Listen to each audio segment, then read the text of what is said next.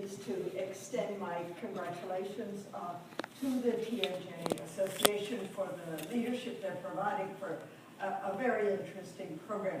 Just a couple things to touch on that have not already been addressed by the previous NIHers that you've heard from. NCAM is a center that is particularly focused on very practical human subjects research. The main reason people turn to non-mainstream health practices is for management of chronic pain. And so we have chosen to make the non-pharmacologic management of chronic pain a very major centerpiece of our agenda and our research focus.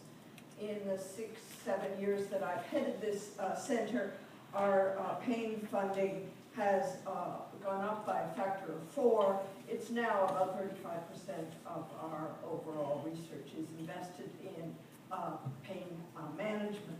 We've also launched a terrific intramural program led by Dr. Catherine Bushnell that is looking at central mechanisms for all the many factors that modulate pain, such as expectation, fear, catastrophizing, and she's put together a superb team of young investigators who I'm sure you will hear from at some point. So I think that this meeting brings together interests that are very central to the center that I head. And I really do want to congratulate your emphasis on the chronic overlapping conditions, because I do think that is going to be a very productive way for us to think about the ways in which susceptible individuals to chronic pain end up with a complex array of symptoms, and hopefully will also lead to better strategies to help such individuals with non-pharmacologic approaches.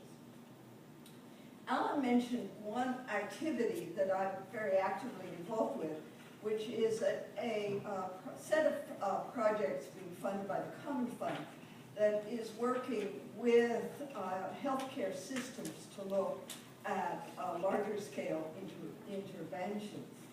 And in this, we are very actively collaborating with CORI, which also has a mission to improve our health. And so that's the second point I wanted to emphasize here today, is that one of the things that the TMJ Association clearly pioneered, but I think is a very important changing way in which our research environment is the active role that patient advocates can play in the development of important questions.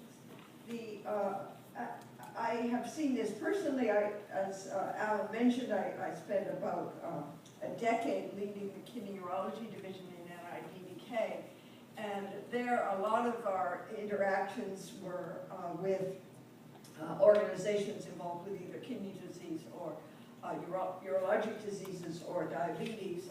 In that job, I hired Chris Mullins, who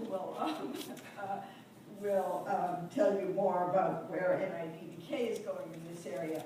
But the intensity and focus that having patient advocacy organizations at the table is really critical to what's happening in an evolving research environment.